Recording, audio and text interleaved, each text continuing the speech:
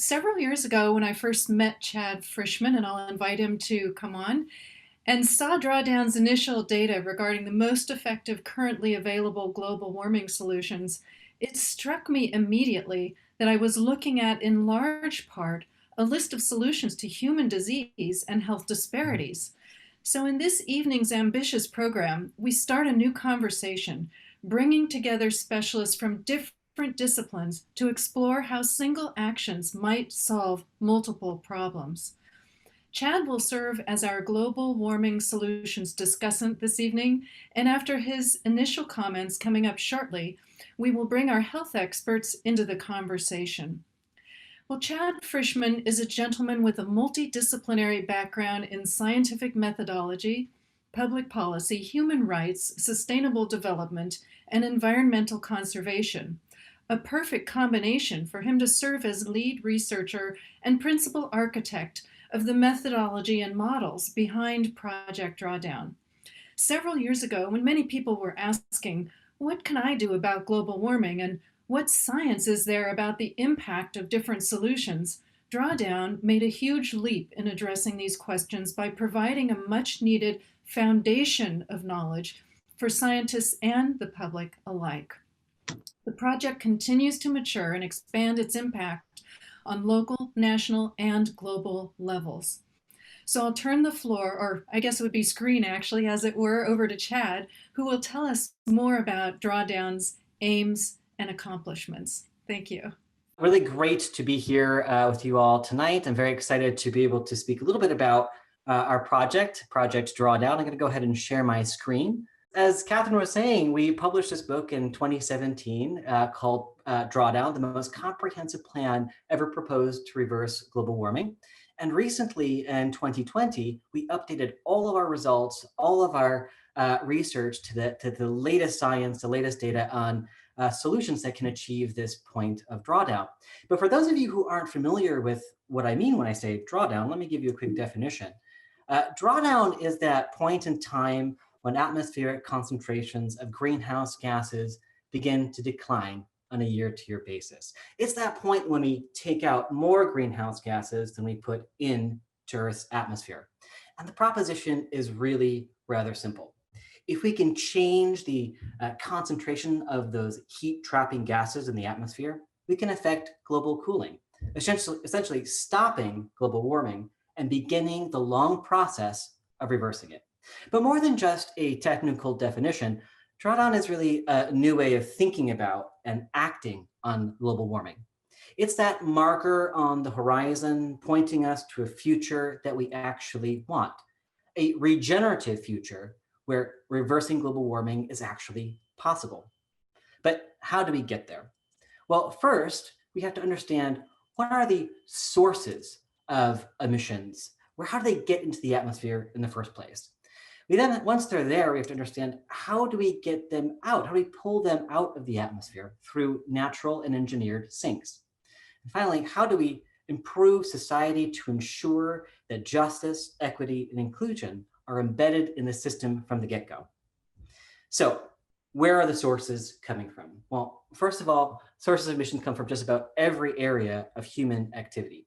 Whether that's the electricity that we're generating when we turn on our lights, or the gas that's combusted to heat our homes, whether it's the how we move around in the world through our communities, through our cities, and across the world. It's what we're consuming, what the food that we produce and what we consume, and sadly what we waste, produces emissions. And of course, how we produce and manufacture all of the stuff that we consume. All of these things, all these areas of human activity produce energy, produce money, and produce emissions. All kinds of emissions, from carbon dioxide, methane, nitrous oxide, fluorinated gases. And those gases enter in the atmosphere and trap heat. Luckily, we also have mechanisms to pull down carbon from the atmosphere. These are through natural sinks in our land and ocean ecosystems. We can pull carbon out of the atmosphere through a process we all learn about in grade school. It's the magic, the miracle of photosynthesis, which converts carbon dioxide into plants soil organic carbon or plants biomass.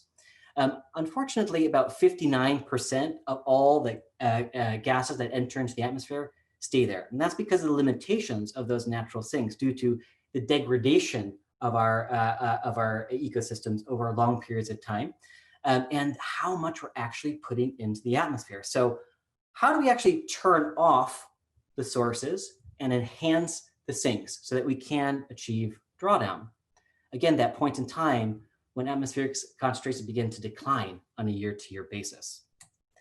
Well, there are one of three mechanisms that can get us there. First, technologies and practices that can reduce consumption, whether that's through technological efficiencies or through behavior change, or by replacing technologies and practices that are part of the problem with alternatives that are part of the solution.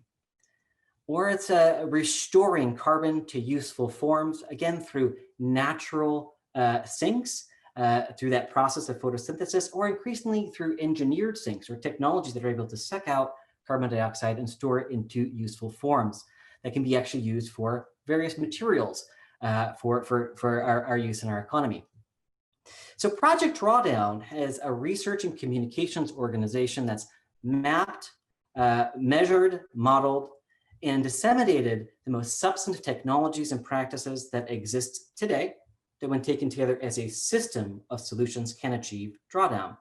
And this is a design of the framework of the system itself that addresses those sources, sinks, and societies through almost all the areas of human activity. And we describe how we get there, how do we actually get to achieving drawdown, and what these solutions actually are, because they exist today. They are real, tangible solutions that we don't have to invent, we don't have to imagine, we simply need the will to accelerate their implementation farther and faster than we ever thought possible. But we can do that. And when we do that, we can achieve our targets, our climate targets. This is a list of all the top 25 solutions that we've evaluated at Project Drawdown. Now, so that you're familiar with our book and some of our previous talks may have seen a list in a different form. That's because it's a living and living research project. We're always reevaluating solutions, adding new data, reevaluating our methodologies and approaches to how we understand how these solutions are being adopted currently and what their future prognostications are based on the best available data that we have with us. And so this represents the latest results published in our 2020 review. To the right of the slide, you'll see numbers in gigatons of carbon dioxide equivalents. That means we convert all of those carbon dioxide, methane, fluorinated gases, and nitrous oxide into the equivalent of the carbon dioxide, so that we can compare all of these different technologies and practices within the system as apples to apples to apples. And what you see, those two numbers represents two levels of ambition. The first is aligned with a 2 degrees Celsius warming target, and the second, a 1.5 degrees Celsius warming target.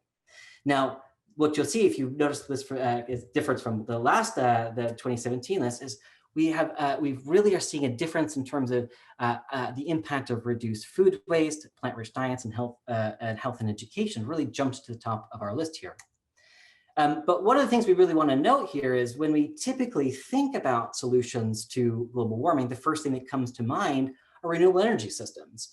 And it's true, this is a necessary set of solutions. But if we think about the system as a whole and all the emissions that are being generated by all of that human activity, only about 25% comes from electricity generation, which is a huge set. It's the largest sector as a whole. But if you look at this list, only 4 of the top 25 or so solutions relate to electricity generation. So where do the other emissions coming from, and then where are the other solutions? Well, we have to look to our building industry, built environment, our industrial processes, and our transportation, because these both consume energy from the grid, as well as from on-site combustion of fossil fuels. We also have to think about the types of materials that we're producing, things like refrigerants, which are high global warming potentials, which means that they trap heat much more than other gases, and are hundreds to thousands times more potent a greenhouse gas than carbon dioxide. So we need to think about how we can manage by reducing or I should say, managing leakage, as well as destroying those refrigerants, hydrofluorocarbons at the end of life? And what are the natural alternatives that we can replace existing refrigerants with alternative natural refrigerants that don't have that high greenhouse gas potential, global warming potential? So we have to think about solutions outside of electricity generation and account for buildings, industry, and transportation. One of the things that really surprised us, I think, is the impact of the food systems as a whole. What this represents, about 9 of the top solutions relate directly to what we produce and how we're consuming that food. But if we think about all the value chain throughout the food system, it becomes really obvious why these solutions matter so much. If we think about every drop of oil, every crust of bread that's produced, we think about producing it from growing the food in cropland to harvesting, processing, packaging, thinking about all the glass, tin, cardboard, paper that we use to put the food into, onto trucks, boats, and sadly too often planes with the luxury commodities to be flown all across the world, producing emissions in that transportation, in refrigeration units that are leaking hydrofluorocarbons, to get to our grocery stores and markets, and sadly who are being overstocking due to assumed consumer demand, and consumers who are over purchasing and sadly wasting 30 to 40% of all food across that system gets wasted. And if we think about all the energy, all the emissions that are generated throughout that value chain, it becomes really clear the decisions that we make every day about what we're consuming and how that food is produced are really some of the most substantive solutions we can make to reducing those emissions from the start. But we also have to think about how we're managing our land. So land and ocean sinks are how drawdown actually happens on a year-to-year basis. These are ecosystems that, like restoring currently degraded land, we can actually bring life back to land and sequester carbon, again, in plants' biomass or soil organic carbon. And by protecting ecosystems that hold and store that carbon in soils and in plants and in our ocean systems, we can protect that carbon from entering into the atmosphere. And so by protecting our ecosystems are really important. And it's interesting because one of the principal driver for the degradation of our land systems is to produce cropland or pasture land for food consumption. So when we think about taking land and food together, they become the most important set of solutions, not only because they reduce emissions that are associated with production and distribution of all that food, and of course the degradation of land, but also because they can sequester carbon on a year-to-year basis and store and pull carbon back out of the atmosphere. So this is really some of the most important set of solutions that we have in front of us. And then of course, health and education, which we'll talk about a little bit later, is a basic human right. But when we think about providing voluntary reproductive health care to all people and universal quality and access to education, this has the effect of changing people's family sizes and which reduces rapid population growth overall, and has the effect of reducing all of the production of all of that other stuff. And that has a very powerful impact on reducing emissions over the next 30 years. But we have to think about all of these solutions as a system of systems, because they're all interconnected, right? And when we think about all of these solutions as a whole and the impact they can have as a system, drawdown suddenly becomes possible, but only when we challenge that system as a whole. We know what the solutions are. They are there, they are scientifically valid, economically viable, and financially viable. They're already scaling all over the world, but we need to accelerate them faster. And that means changing the system, moving away from a system that's focused on problem fixing, motivated by fear, and a system that operates in competition and conflict.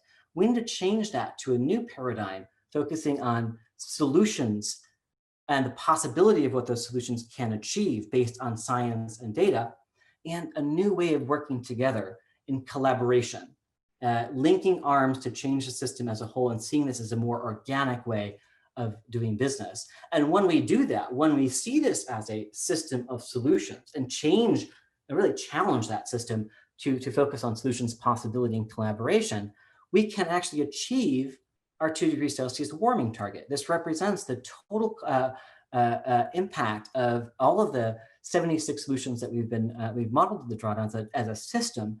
This can achieve our targets. But if we're more ambitious, we're more vigorous in our adoption of these solutions, we can do more. We can achieve our 1.5 degree Celsius warming target. And you'll notice the ranking or the contributions of these solutions shifts. And that's to be expected. And they're going to change over time. All of these solutions are needed because there are no silver bullets. Depending on how fast we move in one direction or another, one sector are going to have a different level of contribution, of course, but we need them all. There are no silver bullets. There's no subset of solutions that are going to get us there. We need all of these solutions to address all of these areas of human activity to really fundamentally change that system. Again, challenging the system, we can achieve our targets. And indeed, we may even be able to go beyond our climate targets and achieve our other global goals, such as the Sustainable Development Goals, which are the goals set by the United Nations to achieve by 2030 a sustainable planet for people, planet, and prosperity, where we can alleviate poverty, eliminate hunger, improve health and well-being for all people, improve education, gender equality, reduce inequalities, clean water and sanitation, et cetera, et cetera. This is the future of the world that the UN has set for us to achieve.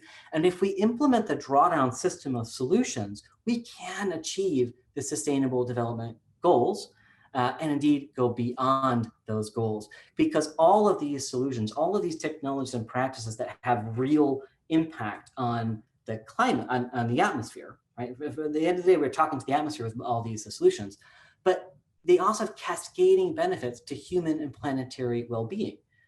These are solutions that as a system, as a whole, can improve human health outcomes, which we're going to be talking about later this evening.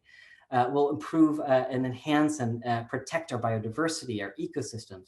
We're going to create abundant access to electricity that is clean and renewable for all people, helping to alleviate poverty, improve educational outcomes and livelihoods, and improve health outcomes with reduced air pollution. And all of these solutions have a direct impact on so many of the other challenges that we're facing as a planet and as a species.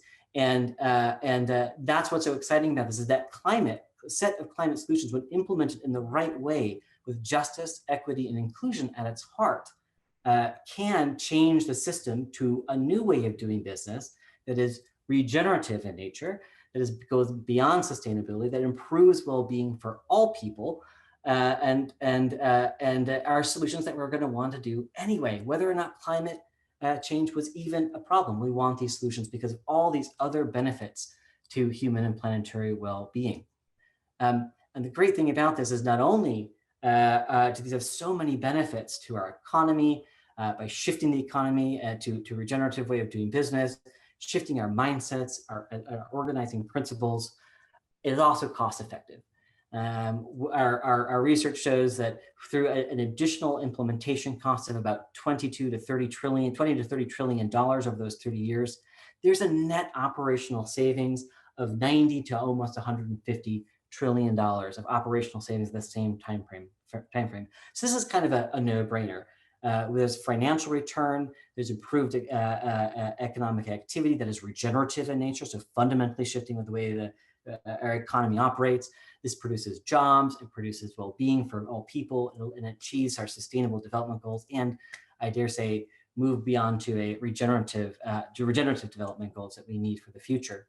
And these are all the opportunities that we want to, so that we can create that future that we know that we need. And when we come together to build that regenerative future, we can do so in achieving so many of our targets, but only, and this is my big idea, I guess, for today, it's only when we come together. because this is the time to do so. There's an urgency in implementing these solutions. We have a short window in terms of the effects of climate change. We have a short window in terms of the effects on biodiversity. We have a short window in terms of possible tipping points. But now is the time, because for the decisions that we make today have impact for ourselves, but for our children, for our children's children, our grandchildren, and for future generations to come. Perhaps for the first time in human history, our decisions truly matter. They truly have deep meaning for all future generations to come. So we need to link arms together and do away with our generation X, Y, and Z, right? What's the next generation? The regeneration. We need to link arms and come together across generations and as a species, really usher in a new regenerative economy and regenerative society and adopt a system of solutions that can help us achieve all of our goals. And with that, I will pause and pass it back on to Catherine. Thank you so much. I'm just going to first invite Ndola Prata. Chad, thank you so much for your work. So many of us and our family members have become familiar with Drawdown's work in the past several years, and it's been a great service for people to gain a better understanding of solutions to global warming that are already available to us. So we'll now turn to the first of three conversations that will give us a taste of how we can solve health inequities, human disease, and global warming with shared solutions. And in this conversation, I'll be speaking with Chad Frischman and Ndola Prata. Dr. Prata is a public health physician, medical demographer, and professor at UC Berkeley in maternal and child health. Among accomplishments that are clearly too numerous to list, she has served as a demographer analyst for the Center for Disease Control's Division of Reproductive Health, and she holds an endowed chair in population and family planning. She's also the director of the Bixby Center for Population Health and Sustainability and serves as co-chair for several other important organizations. She has particular scientific expertise in maternal health, family planning, and the impact of education of girls. I encourage you to learn more about Dr. Prata's high impact work on her faculty profile at the University of California, Berkeley website. Ndola Prata, we are thrilled to have you here with us this evening. We'll be asking Chad to chime in shortly too, but first I'd like to ask you if you could share with us from your rich personal and professional experiences, what do we know about the benefit of educating girls as a start here to human health and health disparities? Thank you, Catherine, and good evening, everybody. So I want to start by saying that education is important for everybody. But focusing on girls' education specifically, I can divide the benefits of education, of girls' education to health, into three groups. The first group will be herself, the young girl, as she transitions to adulthood. The second group will be her offsprings or her family and friends, close friends, including the extended family. And the third group will be the community where she lives. So in terms of the health affecting her own health, an educated girl will be able to navigate better the resources that might be available to her to access healthcare. It might be even more empowered to negotiate or participate in the decision making that is necessary to for her health. Be able to discuss her health status more openly with the health provider because of the dynamics that exist. Poor women and women with limited education tend not to speak up for themselves and tend to be very shy in, for example, a health visit. And sometimes the decisions are made by the provider that then later on might be indicative of how sort of imposing the provider was in terms of the treatment, but also in certain circumstances, specifically in the area that I work, which is family planning, it can be anywhere sort of from straightforward coercion to, borderline coercive acts that women without education wouldn't be able to address. Now, a woman that is educated also tends to look for jobs and positions that can be better paid than, for example, her ancestors that work without education, that work on agriculture, sometimes just agriculture for subsistence, or work in some other households for very little pay and no sort of health benefits. And by sort of looking for those high-paying jobs would also help sort of lift the family that she will form out of poverty, which is very important. That will also help in sort of bridging the gap that exists in terms of inequities or the gender gap between men and women in many societies. Now, with respect to her offsprings or family members, I think that the similar sort of circumstances apply. What she can advocate and apply for herself can also do for her family members and for her offsprings. My experience in maternal and child health when I was clinical, sort of a clinician in very poor areas where I was born in Angola, you could see exactly the difference between even mothers with secondary education and mothers with no education. Mother with the secondary education, they will come and they will explain the symptoms that their children have, and they would even explain what they already tried at home. They will look for information about what is affecting their child and how best to do it. Now, mothers without education were very limited. For example, some they couldn't read or couldn't read very poorly, and a lot of information was written sometimes in a language that they couldn't understand. But most importantly, the sort of their ability to navigate the health system, to advocate for their children, wasn't there. So if it wasn't for sort of the dedication of the healthcare sort of providers to help them navigate that system, they wouldn't be able to take full advantage of the sort of the resources. In addition, sometimes they don't even know their rights. On how to sort of to ask for they already should be having in the first place. Now, the other example that I wanted to bring is in terms of the benefits that educating girls could bring for the health of their own community. They can, for example, learn in school some prevention strategies that maybe that are more modern and that maybe their community wasn't exposed to or doesn't have the knowledge about, or sometimes even doesn't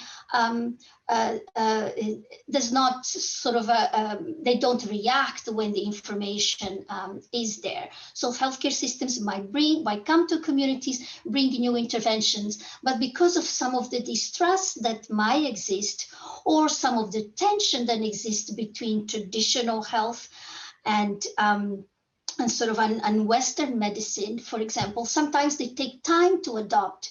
And having girls in the community that have been to school and have learned, for example, the importance of clean water for drinking, the importance of how to manage the sewage and how to dispose the garbage, the importance of, for example, the smoking, the value of certain nutritional sort of fruits and vegetables that sometimes exist in the community that they sell for the outside people in the cities, but they don't consume themselves, and there is malnutrition among the children. So this is very important. I can actually mention to you, if you allow me, examples from my own experience that was with me being to school. I'm the first daughter of 6 children. My mom has very little education, didn't finish primary school. So when I went to school and started to learn the value of nutrition, or what was not good, cholesterol and what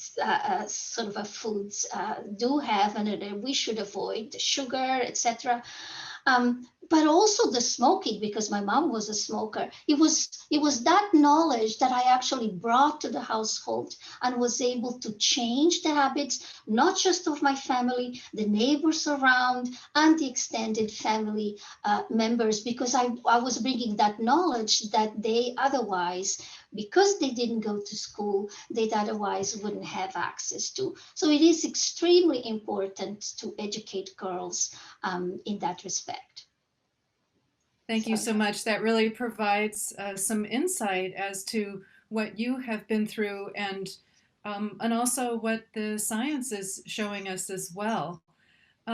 Chad, Drawdown has mapped and measured a host of remedies to global warming. And from your view, what's the impact of education of girls and women, which you now include in that health and education category?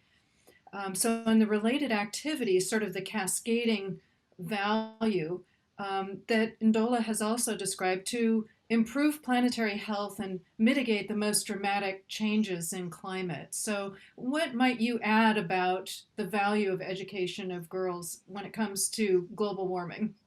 First thing to say is that these solutions that we profile in Project Drawdown oftentimes are not first and foremost a climate solution, right? So to bear that in mind, when we're talking about health and education, educating girls and providing universal access and quality of education, dealing, like really addressing the gender disparity in the educational system globally, and access to voluntary reproductive health care and family planning resources, this first and foremost is a human right, right? Just we want to make that very clear.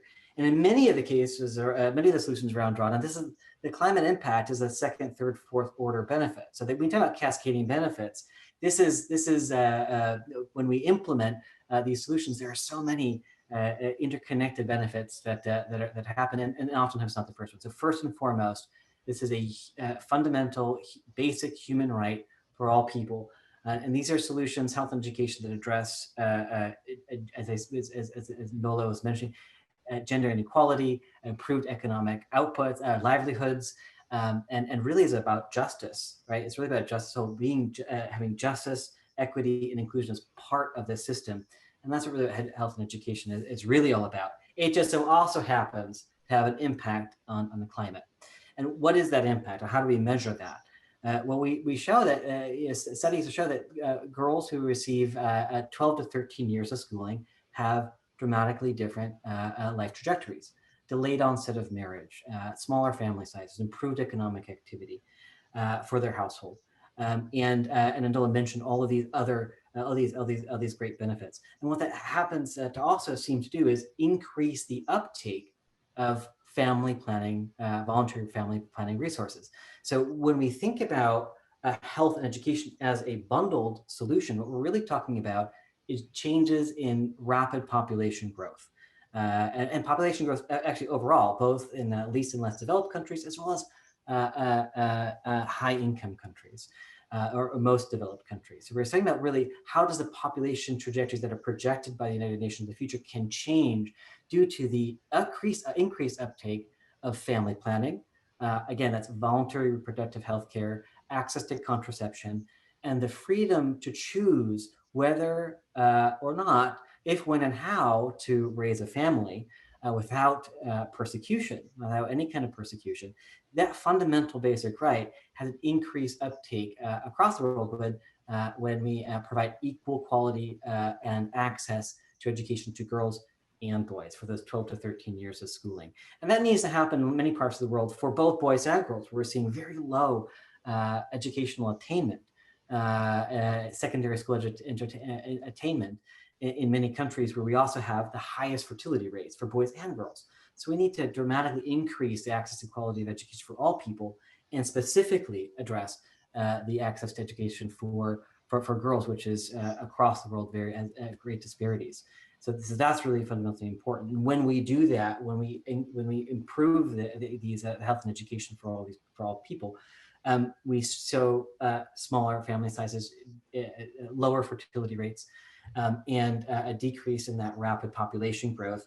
And that translates to reduced demand for everything else. All those areas of human activity that we talked about, electricity generation, buildings, building space, food, and industrial, all this stuff is reduced. All the energy, all the emissions to produce all of that stuff is reduced. And that means that has a direct impact on the atmosphere, as well as a direct impact on our resource productivity, and help us to have a more sustainable and just planet moving forward. And that's just providing the basic human right for health, reproductive health care and education for all people, and particularly addressing the gender disparities. And there's a lot of extra benefit to addressing girls' education in the future, because and education more generally, but particularly girls' education, because these folks are, as Ndola mentioned, this improved engagement with communities to implement these solutions and changing the way actually climate solutions can be, and sustainability as a whole is understood, and increases the uptake of all of these other solutions when we have a improved access to education overall. We see an increased uptake of all of the solutions. So it's incredible to think about the impact that education of girls and boys everywhere can ultimately have on the planet. But we have to think of that in the context also of the fact that it's really the United States, China, India, Europe, the industrialized countries that have been responsible for the vast majority of output of greenhouse gases. And Ndola, before we move on to our next conversation, would you like to add anything or comment about that, please? Yes, thank you, Catherine. So it is true that at the current moment, as Chad mentioned, and you also highlighted, Catherine, that the most of the emissions are actually coming from the developed countries. And a lot of it, and Chad, you know more than I about these issues, are related to consumption. However, we have to realize that the population in very poor countries, such as in sub-Saharan Africa, is growing very rapidly. And it will we will catch up and contribute just by the sheer volume of number of people that we'll have in the planet. So on the other hand, as we've been talking about, educating girls is a benefit to the planet and to the society and for the human race. So while at the same time, we know that in the same countries where population is growing rapidly is also where women are having more children than they want to. Mm-hmm. And they're not, the mortality, maternal mortality is very high, child mortality is very high, a lot because pregnancies are very closed spaced. The space between pregnancies is very short. So by giving education, we will also allow these young women to have access to contraception so that they can decide how many and when to have their children, while at the same time participated in the development of their countries by being part of the workforce. So we're solving many issues at the same time, at the individual level, at the country level, but also at the planet level. Well, yeah, Chad, last comment? I just want to follow up on Ndola, because I think it's an important point to also really hone in on. If we assume, so it's a great point, Catherine, that in terms of the per capita emissions associated with all that consumption with the high income countries versus least and less developed countries with high fertility rates. And as Ndola said, we see that population growth going to be really high in sub-Saharan Africa. And if we assume that there's no growth and no economic development in these areas, and they're still going to be have that same per capita emissions, then things they're still going to be high, but they're going to be much less. But if we instead assume that we want to improve the livelihoods and well-being of all people. And we want to actually account for economic growth. We want to account for access to electricity, access to mobility, access to good homes, access to good transportation, access to good food. Like, we want to improve livelihoods of all people. To be equitable, we have to think about how that population growth, all that population growth that Nola was talking about, plus the an equitable economic growth, that's creating even more emissions, right?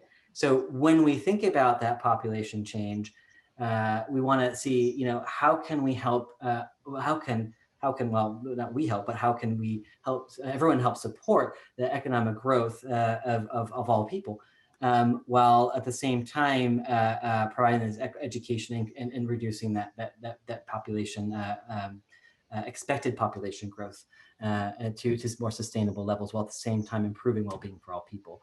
So I just want to make that point. Like, we don't want to assume that, you know, people who are living in least developed countries with high fertility rates are always going to have the same level of livelihood now and the same in 30 years. We want to improve livelihoods and give them access, have them have access to electricity and mobility and all the things that we in higher income countries take for granted. But that's where not only populate health education solutions come in, but also leapfrogging ahead to new development trajectories in least and less developed countries that adapt the solutions instead of following along the same pathway that high income countries have already followed and producing all those emissions. Great points, thank you. So really focusing on reversing global warming and methods to do that while improving the quality of life for everyone. So thank you so much. Dr. Prata, we'll look forward to seeing you back shortly for the panel discussion. And in the meantime, I'd like to turn to Dr. Vincent Adams. Dr. Adams, if you are there, thank you. Who is professor of anthropology in the Department of Humanities and Social Sciences, School of Medicine at UCSF. Her amazing career has included projects in China, Nepal, Tibet, and the United States. And she has helped all of us to understand the interwoven nature of medicine and society. She has written a host of articles and books, including her 1998 work, Doctors for Democracy, The Role of Health Professionals in the Nepal Revolution. In recent years, though, she's focused much needed attention on the clinical, scientific, and political terrain that has resulted in industrialized food production, massive use of pesticides and herbicides, and the associated decline in soil quality, planetary health, and large-scale impacts on human health. She has proposed the term eco-medicine as an alternative model to help us focus the lens on the interrelatedness of healthy soil and human health. Vincent Adams, welcome. I think I will invite myself and Chad to turn ourselves off for a few moments because I know you have some slides here. And can you please start by defining for us the concept of regenerative farming and related practices, and explain why this is important to human health? I will, and I just want to start by saying how pleased I am and grateful I am to be here tonight, and thank you to the organizers. And I just want to make a brief footnote before I begin my presentation about how I spent 2 decades working on safe motherhood and decided that I needed to shift to the work on agriculture and food and industrial food production because I felt that the climate change issues were so important. And tonight has made me realize that I jumped too soon because they are clearly connected. So I really appreciated the presentation that you gave, Ndola, and I particularly appreciated your presentation, Chad, and especially the beautiful slides. My slides are not going to be quite as extraordinary, but let me launch my slides for you. Let's see. I wanted to start with the thing I want to talk about tonight is how we can reach carbon neutrality by farming for health. Regenerative agriculture is an interesting name for a series of farming technologies that have been around in some ways for many years, and regenerative farming has many, many lineages, and I won't go into the details of these right now. But regenerative farming basically is in many ways a return to the kind of farming that was done in the US before the turn to agrochemical, high tillage, monocrop industrial farming, which many have argued was a consequence not of the increased need for food production and distribution, but rather the attempt on the part of chemical companies to repurpose the petrochemicals that were designed for use in warfare for use on the home front on American farms. DDT is a good example of this. Many have argued, however, that our chemically dependent industrial monocrop agriculture systems have turned our farmlands into wastelands, with foods that need a steady supply of pesticides, which in turn deplete the soil of life-sustaining nutrients and animals and microbes, thus also requiring massive amounts of high-cost chemical fertilizers. Regenerative farming, regenerative agriculture tries to undo all this damage by using techniques of no tillage. So letting the soil alone so as not to disturb the living symbiotic system it contains, using cover crops and letting them decompose into the soil between the growing of food crops, including grasses, legumes, and broadleaf plants that help the soil retain its structural and nutritional health. Regenerative agriculture decreases the need for pesticides and herbicides, as well as the need for additive fertilizers. So it potentially disrupts the agrochemical industry's hold on farmers. Although we can talk later about how Monsanto and other companies are retooling for at least for biodiversity goals. Regenerative agriculture usually produces organic foods, meaning in its primary sense that they do not use genetically modified crops that were designed to be grown with herbicides or that are made into insecticides in their own right. The main focus of regenerative farming, though, above all else, is farming that focuses on keeping the soil healthy. It is often also associated with local distribution chains.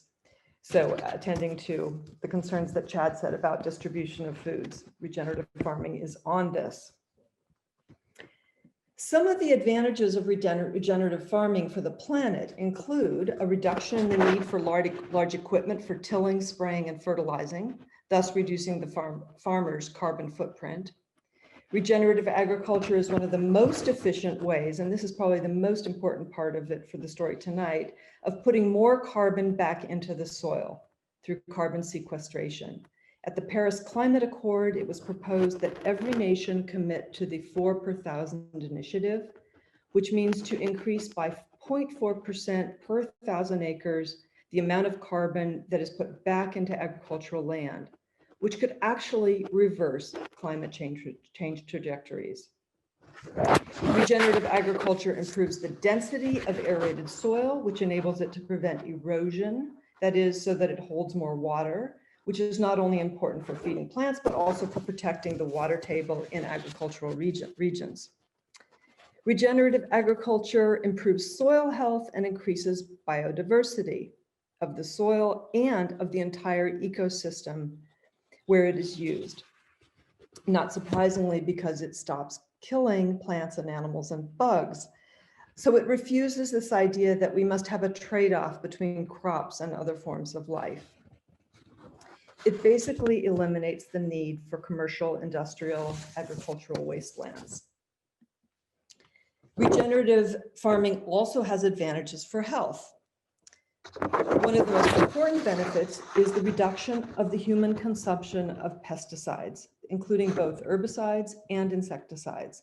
And I'll just focus in on one case here, the case of a chemical called glyphosate, which is a broad spectrum weed killer that was discovered in the post-DDT era.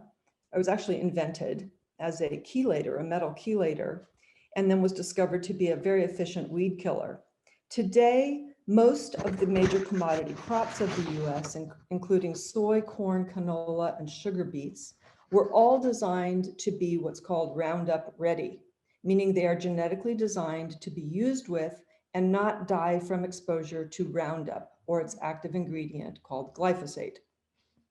Soy, corn, canola, and sugar beets, of course, are drenched in glyphosate, and they make up a huge amount of the processed foods that are eaten in America. In addition to knowing that this chemical was patented as an antibiotic by Monsanto, glyphosate is now recognized by the WHO as a class 2 carcinogen related to non-Hodgkin's lymphoma in humans. Because regenerative agriculture improves soil health by increasing microbes and symbionts like worms that keep the soil aerated, by using high nutrient replenishment cover crops, the foods that are grown in this kind of farming system also have higher mineral, vitamin, and fiber content than non-organic industrial grown foods. The increases in these ingredients also translates to a healthier gut microbiome. First of all, if you eliminate the toxicants in food, especially things like glyphosate that are an antibiotic,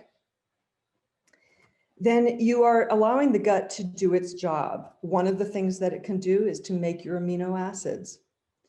It enables the sustaining of the health of the lining of the gut so that the microvilli function properly to create the semi-permeable boundary between the digestive tract and the bloodstream. And in this way, it allows the microbiome, a healthy microbiome, to reduce digestive disorders, proposed solutions to things like chronic constipation, all the way to more serious disorders like IBS, IBD, and ulcerative colitis. The increase in biodiversity of the soil in which food crops are grown also are believed to increase the health of the immune system at an early age by way of a healthy exposure of humans to microbes that are found in healthy soils that give the immune system an early advantage. So I'll just stop with those, with a few take-home points. One being that climate change, food production systems, and human health are all interconnected, though this is not really well known in most medical schools, or at least not well pursued. And I believe that health science students need to learn more about nutrition, not in relation to the biochemical ingredients of food and the body's needs, but in relation to soil, agricultural, and planetary health. Thank you so much, Vincent, and I'll ask Chad to come back on at this time too. It's just amazing to me that years ago when I was in medical school, we were clamoring for more education about nutrition, the importance of what we eat and what's in our food. And we're still clamoring about education in nutrition and the importance of what we eat and the types of foods and where they come from. So just a slight irony there. Chad, I know that regenerative farming is a major solution in the category of food, agriculture, and land use in the Project Drawdown. And there are a whole bunch of other techniques that are in that category and activities, such as tree intercropping, perennial biomass, composting, and especially a plant-rich diet. And you already touched upon decreased food waste. Could you, for just a moment, since we're running short on time here, choose one of your favorites and tell us what do you know about that, and what is the impact of any of those techniques on as you measure them? You know, people try to pin me down on that. I would never do it, Catherine. And because I say something different. I say, look, it's the system of the solutions itself that is my favorite solution, because that's really that's what it is. It's a systemic solution, right? And when you think about regenerative agriculture, and we profile regenerative annual cropping in particular, but all these practices, whether it's multi-strata agroforestry, silvopasture, regenerative annual cropping, perennial bioenergy crops, these can all be kind of categorized and is part of a broader definition of what regenerative agriculture means. So first of all, I think like when we think about all the many practices that we profile in Drawdown, there are many of them. Most of them are regenerative in nature, right, by and large. And so when we implement all of those solutions, it matters where you are in the world and what kind of operations you have, to what matters most. So multi-strata agroforestry is one of the most substantive solutions for certain parts of the world, and limited capacity due to different biophysical characteristics that are in certain parts of the world than others. So I would say, yeah, multi-strata agroforestry, if we can do that everywhere, that would be great in terms of its climate benefit. as well as, food production, productivity, increased yield, and benefiting smallholder farmers and large farming operations alike. There are particular solutions that are really impactful. But as a system as a whole, what we show when we combine regenerative agricultural practice, all of the practices that we profile at Drawdown, and we adopt a plant-rich diet, and we adopt reduced food waste. And we're not even just talking about 50% adoption of plant-rich diets and 50% adoption of reduced food waste globally. Now, we could do more than that, right? We can do 75% more than that. But if we only do 50% and we integrate the whole system with all of these different solutions, what we show is that we would produce enough food on current cropland to feed the world's population now until 2050 and beyond, including population growth, assumed population growth, post health and education solution as well, but that we could feed the world's population a healthy, nutrient-rich diet without ever having to cut down any forests. Now, that's a huge statement, right? When we're in a world, we're thinking about a limited number of harvests that we can sustain on this planet without having to cut down more forests. We don't need to do that when we adopt regenerative agricultural practices, when we adopt a plant-rich diet, and when we adopt reducing our food waste. We could feed the world's population and never have to cut down any forests. And we would still have enough cropland to produce materials for organic insulation, for bioplastics, and for some biofuels. So if we think about the system as a whole as a solution, we can again solve a host of different challenges that we're facing and protect our forests, protect our biodiversity from degradation. So that's my favorite solution, is in all of them. Well, thank you. Dr. Cooper and I had hoped that we would be able to end the series on a very positive, optimistic note. And now we all know, including all of our audience, whom to call if we need to be encouraged and to hear some good, positive news. Vincent, I have just, Robin's coming on and she's going to start shortly with Dick Jackson. But one really quick question. Did I read somewhere that glyphosate has been banned in Europe? Yeah, in Europe, it's been banned for many years for use on growing crops. That doesn't mean that they can't import foods that have been grown using glyphosate, though. So there are pockets of the European continent where glyphosate is allowed, and there are also pockets of urban farmers who have,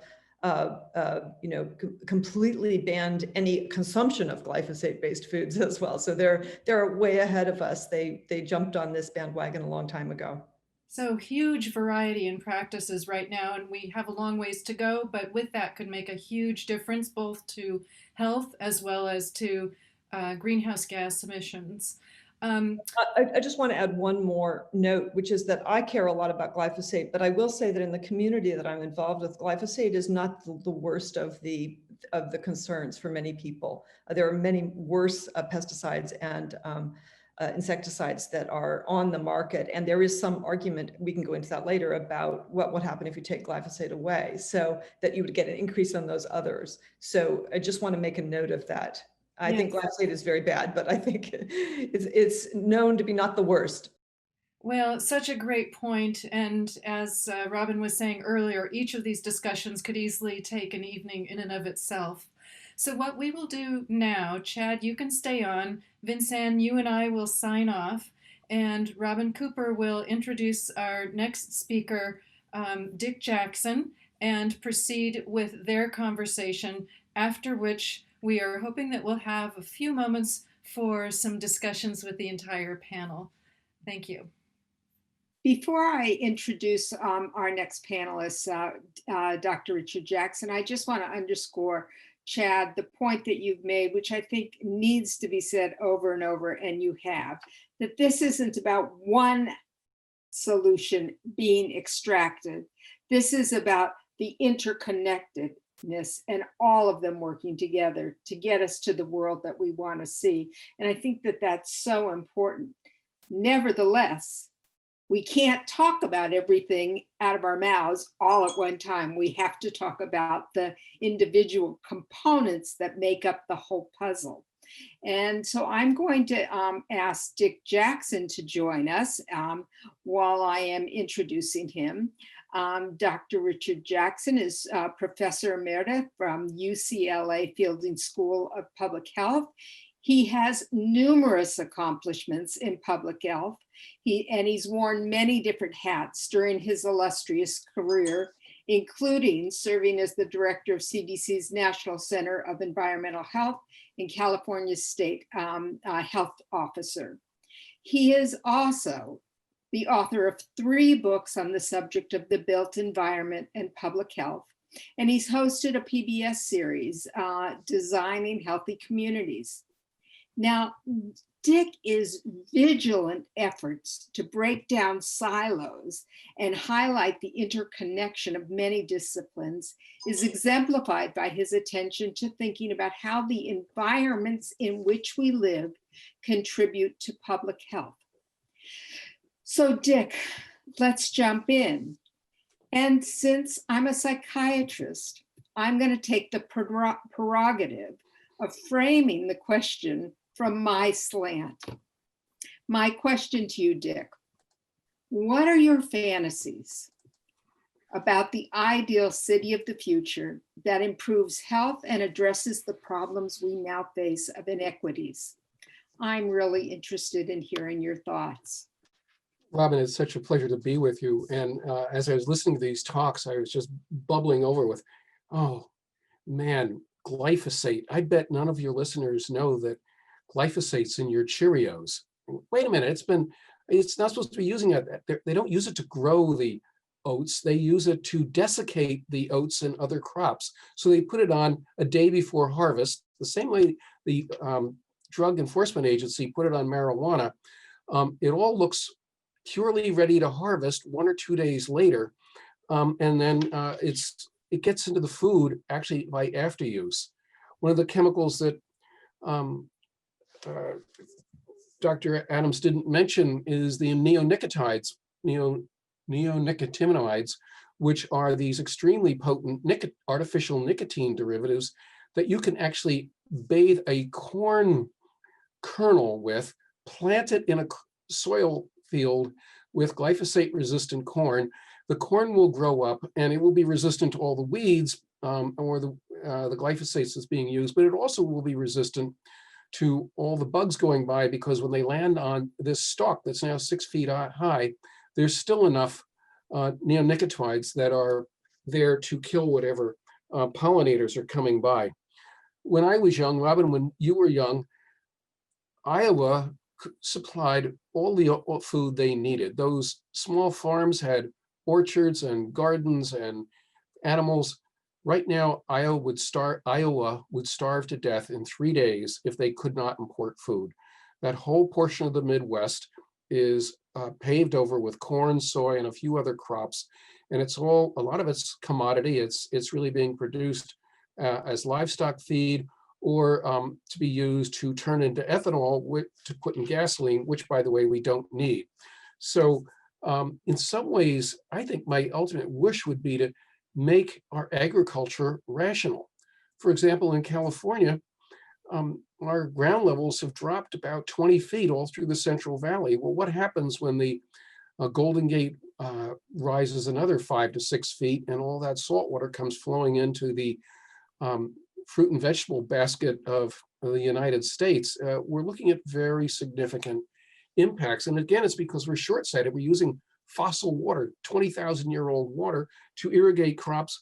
And a lot of it, for example, is going to supply food for racehorses in Saudi Arabia. Their whole agricultural policies are irrational, and they're not focused on human health. So actually, as Biden's looking at appointments for the US Department of Agriculture, I hope he's picking people that are really focused on health, and rather than the high production of food and fiber, or excess food and fiber. And I was really touched that the highest rank in the drawdown list was food, too much food, wasting food.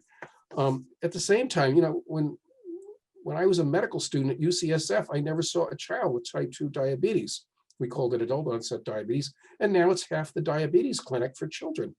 And we've gone from about a small portion of the population adult population being obese, to 2/3 of the adult population being overweight or obese. So back to the theme of a good solution solves multiple problems. So just to stay with that good solution, And when I was at CDC for those 9 years, I became obsessed with how often what I was looking at really was the result of how we were building America. So we take fine farmland, my home state is New Jersey, and we called it the Garden State, and it really was 40, 50 years ago, wonderful, productive land. It's all glacial moraine and rain every 3 days. It was an easy place to grow stuff, and now it's all overplanted with homes. And in the long range, not very productive and big consumers and adding to the carbon level of the atmosphere. And so again and again, our agricultural policies are mistreating us. So one of the things, and I've been obsessed with this, and is for the National Academy of Medicine 8 weeks ago, we ran a session. One was on COVID and the epidemic, one was on climate, and one was more about the healthcare system. And one of the things that came up was we cannot return to normal. What we thought was normal a year ago, with massive levels of obesity, massive levels of inactivity, bodies that really are not able to resist even mild infections, much less severe infections, tremendous levels of waste, tremendous contamination of our atmosphere, our groundwater, the Gulf of Mexico. The Gulf of Mexico, the finest fishery you could think of, has 7,000 square miles of unfishable dead zone because of the chemicals coming off down the Mississippi River into that whole area. And yet every doc you know is telling people eat more fish and eat less red meat, and the fish are becoming more and more scarce. So where I'm going with this is a good solution solves multiple problems. And in my video series, I visited about 12 cities, Atlanta for 2 days with 3 camera crews, and Detroit the same way. But one of my favorites was a town called Elgin, Illinois. And Elgin was a town that economically collapsed after the Elgin Watch Company shut down around 1965. And the downtown was really, like a lot of Rust Belt cities, pretty uninhabitable. And it was a donut. It was surrounded by suburbia that people drove to, or they drove longer distances to the National Laboratory or to Chicago. And they decided they had to rebuild the city. And so they cleaned up the Fox River, which is a residual water source, used the Superfund money to create a bicycle trail that went north-south in that whole area in the beginning for about 10 miles. And now it's the north-south bike route for the state of Illinois. They became the center of a cross-Illinois bike route. Bike shops began to flourish. The downtown put in a band shell, music event, restaurants, and the schools were redesigned so kids could walk to them. And as you all know, we've gone from about 2/3 of kids walking and biking to school down to about 5 to 10%. So creating physical environments that make it irresistible to eat well, to exercise easily, to socialize, and to really improve our mental health. Everyone knows that the second most common chronic disease in America at this point, I don't need to tell Robin, is, and it's not merely because I'm talking about climate change and it is because of the nature of our social system that isolates people increasingly. And of course, COVID's not made that any better. So I think as we reinvent America at the end of this very difficult time, going back to what we used to call normal makes no sense whatsoever. We've got to invent a new healthy normal. And so I'd rather jump to some more questions. I just couldn't resist because I just love pesticides, which always my students thought was rather strange, but they're such a paradigm for what we do. We invent things to kill things. We use them a lot, and then we're surprised that we're killing a lot of things and we're not doing well. Thank you, Dick. You did delve into another area of your extraordinary expertise in terms of the pesticides, but also have woven in some clear and visions about a kind of way that our cities can be built. And I think you've described that at other times as cities for people and for a vibrant, interconnected social life. Chad, do you have some comments to make on that vision of the world and the built environment where we live closely with each other in cities, and how that has an impact on planetary health and carbon reduction. Sure, sure. So I want to see, I mean, maybe I can just quickly show the end of my slide. Oh, this Yeah, one. that's a gorgeous. So when I think about the built environment of the future, when we talk about, Robin, you're talking about, we have to think about specific solutions that we have, we can kind of wrap our heads around. When we think about the built environment, that is the system itself, right? When we think about the system of solutions, we can see the future city being a model of what that system actually is, right? Where buildings and the way we live in close proximity to each other, right? But in healthy and a healthy environment that is community based, where we have walkable cities, where we need to move around those cities. We have beautiful, elegant, clean public transportation. We have intersection points where our public transportation meets bikes. We can get onto shared bike systems and ways of moving around our cities, our green living cities that have integrating using through biomimicry and through creating vertical farms and green roofs and green ways of living in this built environment. And of course, having our buildings themselves be able to sequester carbon. We can build high rises with wood, right? And so when we talk about tree plantations on degraded land, which one of the attendees made a comment about, what we're meaning here is we need to change how we're having a feedstock for the timber industry to produce more wood that can sequester carbon and be converted into living buildings. All right, and so if we can take that land that's currently degraded, produce tree plantations to be used for the built environment, we get to sequester carbon, we get to enrich the degraded land, and we can increasingly transform our cities to living, vibrant, built environment that again is part of that becomes a sink in of itself. And these are also buildings that are become net energy producers instead of net energy consumers by integrating solar and wind and distributed energy storage systems, building energy storage that allows that entire system to be self-sustaining, vibrant, healthy, green, and really a living city. And that's a vision of the future that I think we all can see, where a regenerative economy, regenerative society, regenerative way of life is the new regenerative normal, as Dick is saying, is the cities become the model of what that system can look like more broadly.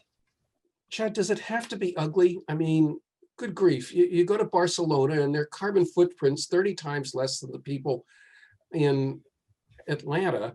And people love being in Barcelona. They love being in Paris with 5-story buildings. And by the way, 4 and 5-story buildings that are old have a much lower carbon footprint than skyscrapers that we're putting up right now. Mm. And so that picture you were showing looks more like something that Corbusier would put forward in the 1920s. And damn it, the modernists already ruined the world. I'm not sure that we want to do that. We knew how to build wonderful towns back in 1915, but then we all got in cars and drove off and thought it would solve all of our disease problems and every other problem that we had. And we just built across the landscape. So I think, and the architects have given a lot of thought to this, but we're going to have to think of much more appealing and humane ways to build, and not something that looks like Soviet bloc cities. Well, I would push back a little, Dick, and say it's a matter of perspective. So I look at a cityscape of that's covered in greenery and covered with the stuff of life as something that's actually quite beautiful. And we see more and more of the global populations moving into urban centers, and we're expecting that to grow substantially over the next 100 years. And when we have that kind of urban density, if we were to build 4-story buildings, the Parises of the world, and continue, that would just expand outward and outward and outward, just like you're saying we want to avoid. So I do think we need to think about how do we live closer proximity, have higher urban density in healthy environments, and not have that sprawl that you're talking about is with increased populations larger and larger urban populations in the decades to come. Again, I hear the interconnection between all of the few topics that we brought that we're highlighting to the built environment, the way we use land and the regenerative agriculture, and the education of girls being able to choose about the number of children we have, dealing with the issues of population growth. And as Chad said, how do we house people when we have such a large population? On that note, and because I would love to go on and on and on, but I'm paying attention to the clock, I'd like to invite all of the other panelists back. And I think I want to acknowledge that we bit off a big chunk of stuff to talk about tonight. We do not have enough time to do it. Again, I want to remind you, this was tidbits to get ourselves and those who are here in the audience tonight to think about shared solutions, and that what we do now will make a difference for the world that we live in. I think you've started to address one of the questions, Chad, and it probably relates also to Vincenne's addressing planting processes. But Theodora is asking very specifically about tree farms and the massive planting of tree farms as a replacing clear cutting of natural forests, and whether those tree farms should be considered carbon sinks, and what are and I think she's after what are the alternatives. I sure can jump in just real quickly. So when we're talking about currently, first of all, Theodore, you're absolutely right. If we're clear cutting primary or even secondary use forests, clear cutting them and then planting tree plantations on that land, that's a terrible practice, and that's not what we would advocate at all. What we're talking about is like current degraded land that's been degraded for some time, and there's a tremendous amount of land across the world that is currently degraded, and not just due to fresh clear cuts. And actually, rarely do fresh clear cuts go straight to tree plantations. That's the cash crop. So we're talking about really currently degraded land, not clear cutting, but currently degraded land, and replanting for tree plantations that would go directly to replace feedstocks going to the timber industry now that are already currently clear cutting primary forests and using that for the timber industry. So what we really want to do is shift that practice and having a new feedstock on some degraded land. And of course, there's a lot, as I said, there's a lot of degraded land, and we also allocate converting degraded land into farmland restoration, tree plantation, tropical and temperate forest restoration on degraded land. So the degraded land we want to think about is there's many solutions, and it's how we allocate them to different types of solutions to help sequester carbon and store it in our buildings and built environment. But we also see in these tree plantations increased soil organic carbon as well, if it's done properly. So I will also jump in and say, I totally agree with everything that Chad has said. One thing we have to do is stop the burning of forests. Yeah. And converting it to crop systems, land, agricultural land, and cattle land.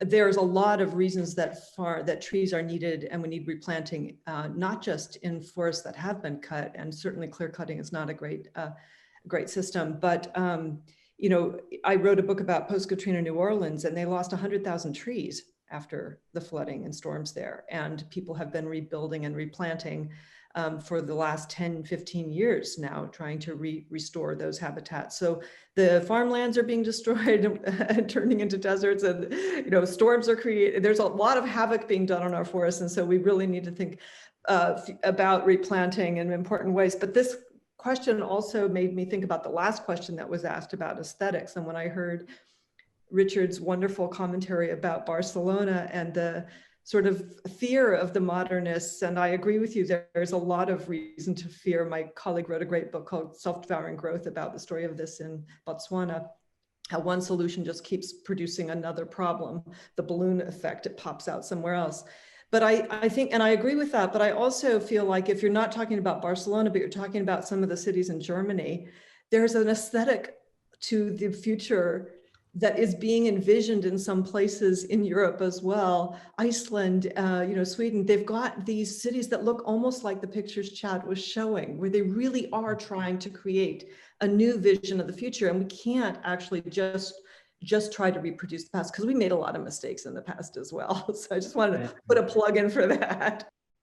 I'd just jump in very quickly that there is a lot of local wisdom. And when decisions are being made about what to put in, when I was living in Sacramento, we had these developers coming in and wanted to build stuff that was completely out of harmony with the 100-year history of the place.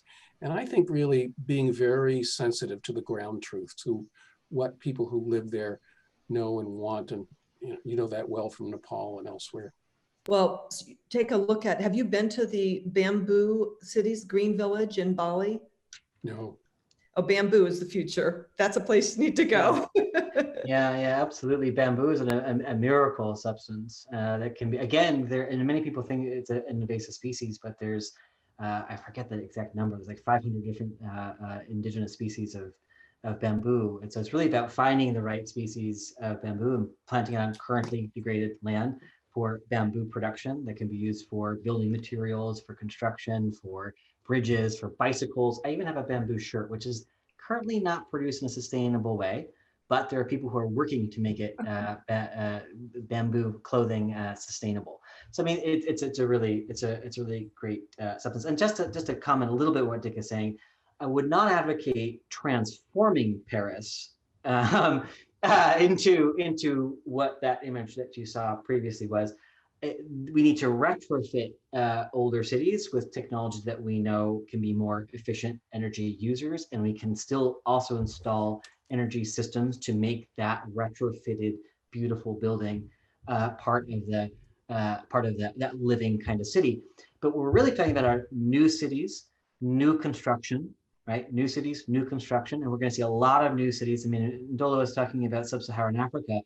Massive population growth to be expected, even if we're adopting health and education as a solution. You're still going to see a lot of population growth, and you're going to see increased urbanization. You're going to see new cities sprouting up, and same in India, and same in lots of different parts of the world. I want to just say one quick one, 30 seconds. Yeah. Ndola was talking about empowerment of women, and it turns out in the design of public places, what women want in terms of sight lines and eyes on the street and safety and security. I was shocked at how many of the male architects and designers were completely oblivious of that set of issues. By the way, my wife doesn't like going into parking structures for that reason. And I think there's a lot of wisdom that everyone needs to bring to bear as we design going forward. There is a really interesting question about how we are describing many of these things as human rights, and that the benefits to climate change might be secondary or tertiary. And Dr. Prada, I'm wondering, in the world of human rights, of education of children, women's health, the question here is, why haven't international courts been more involved? And I'm wondering if you could just comment on what international discussion is about education of girls and women and this topic. Have there been any courts involved, or is it really a matter of just getting the funding and then making fundamental changes or benefits of some sort to cultures to allow that to happen? Yeah, so I'm not aware of any sort of international court sort of proceedings related to education of girls, but there is a huge movement, and including financial support from the West in a variety of ways to support keeping girls in school and maintaining girls in school. Governments have sort of a sign up and agreed on universal primary education, so free education and primary healthcare. I personally think that for fast-growing countries like in sub-Saharan Africa, we actually need education in a much faster pace and a much higher level. So I am a big advocate for universal high school education. So paying that the public sector will pay for up to high school education. That increases the equity issues because poor households could at least get their children to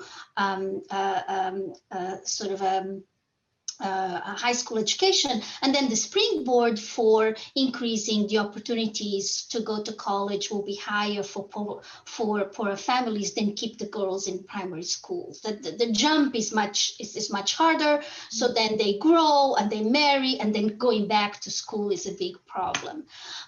But on the other hand, in health, specifically reproductive health, there is a recent case in Uganda where human rights lawyers have taken the government to court all the way up to Supreme Court to the complaint being that the government is not doing enough for reproductive health for women. That contributes, it wasn't about climate change, but it's the contribution to poor reproductive health services and a contribution to maternal mortality. And that has changed completely because then other countries follow suit. And there's another case in Tanzania and other cases in many places. So that's when sort of the legal system comes in support of that. But what is important, at least for somebody like myself working in reproductive health for a long time and the great respect and value for education. And when we say girls' education is because girls are the ones who are not going to school, not because education is not important to boys, but if we compare, they are the ones that when households have to make decisions, because they have small resources, they keep the girls out, and they, for cultural reasons, and it's not pointing fingers, it's just like the general practice is that the girls will receive fewer investments, so to speak, from their families. But I do believe that investing in education will make a significant contribution to the development of the countries, but also to the planetary health solution. If Dr. Chad invites me to his conference, then I might be talking about the importance of investing in women and girls, because I truly believe that they are the key to planetary health solutions. Chad Frischman and Dola Prata, Vincent Adams and Dick Jackson, you have helped us learn much and understand much more about not only what some of our challenges are, but specifically some of the things that we can do that offer shared solutions, which is so hugely important when we have much to do. So thank you so much for joining us. And to our audience, we'd like to thank all of you for joining us this fall as we've explored the public health emergency of our changing climate in this UCSF mini medical school for the public. We hope that you leave with a better sense of what it means to be a public health specialist, and with the realization that while we face dire challenges, there are clear paths to creating a healthier future for all of us. And we look forward to working with many of you to make that happen.